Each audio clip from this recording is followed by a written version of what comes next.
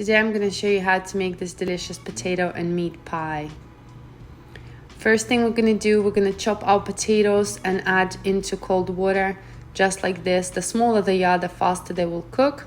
And we're going to boil these for about 15 to 20 minutes.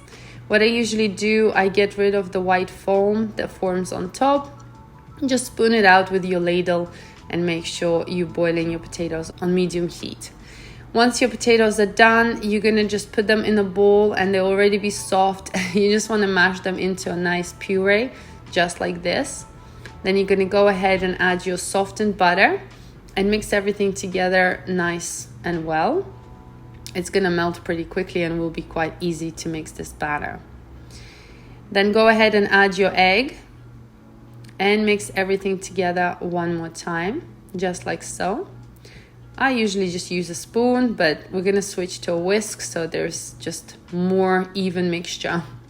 Over here I've got all my dry ingredients. Add those in and just mix everything together. Again, you can go ahead and now use your spoon. The actual dough will start to become thicker and easier to work with, and then I usually switch to my hand and knead the dough in the bowl with my hand. Of course, you can also use a stand mixer with dough hook attachment and knead the dough until it becomes nice and soft and peelable, just like this. This process will take, 5 to 6 minutes or so be patient. You want to knead it until you feel the dough is nice and soft and is pileable just like this and doesn't stick to your hands. Take your ring and get ready for your dough.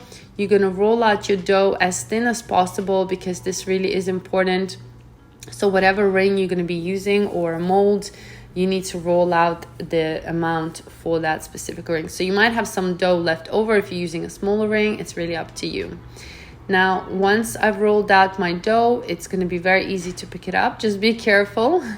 We're going to place the ring back onto the tray and then add your dough right inside. Fold it through and glue it basically to your mold. Work with your hands and just press gently on top of your mold. Go around the edges. Make sure it's nice and sealed and even, just like this. We're going to set this aside while we prepare our filling.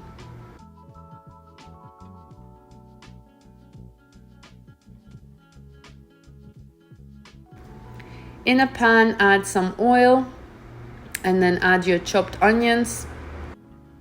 Then add a little bit of butter and just fry the onions for good 5 to 7 minutes until they're nice and sauteed.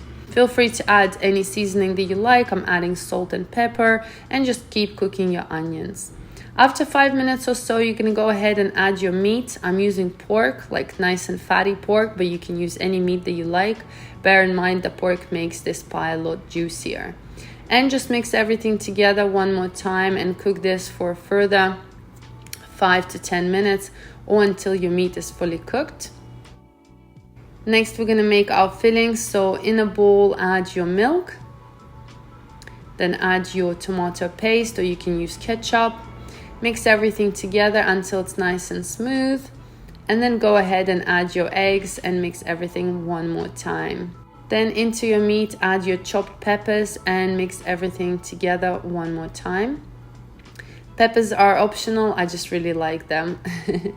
Once your filling is done, you're going to go ahead and add your filling into your pastry. Just spoon it all over inside with all the juice that you might have because we've got nice strong pastry. Just add everything nice and even and then go ahead and add your milky mixture we made earlier. Add everything in, make sure it's nice and covered, and it should look just like this. We're going to place it in the oven and bake this. I'll leave all the directions in your recipes. After it's been baked, I like to add extra cheese. So you're going to add some cheese. This is optional, and then place it back in the oven to crisp up. This pastry takes a while to cook, so be patient. Once it's cooked, you're going to take it out of the oven, leave it to cool down, and then gently run a knife around the edges and the pie will come out pretty easily, so don't worry about it. Just leave it to cool down a little bit so it can set. And yeah, just the mold will come out nice and easy. And again, it will be very hot inside, so leave it to cool down a bit. I recommend leaving the pie in the fridge so it sets. If you cut it right away, it might leak out a little bit with the juice, but it's absolutely delicious and gorgeous, and you're gonna love it. It's very meaty with a nice thin potato crust. I hope you enjoyed this recipe.